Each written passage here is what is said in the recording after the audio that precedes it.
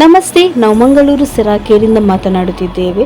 So ಇವತ್ತಿನ ದಿನ ಬಂದುಬಿಟ್ಟು ನಮ್ಮ ಫೋಟೋನ್ ಬೆಲ್ಟನ್ನು ಯಾವ ರೀತಿಯೆಲ್ಲ ಯೂಸ್ ಮಾಡ್ಬೋದು, ಹಾಗೆಯೇ ಮನೆಯ ಕೆಲಸ ಮಾಡುವಾಗ ಸಹ ಯೂಸ್ ಮಾಡ್ಬೋದಂತ ಈ ವಿಡಿಯೋ ಮುಖಾಂತರ ನೋಡ್ತಾ ಬನ್ನಿ.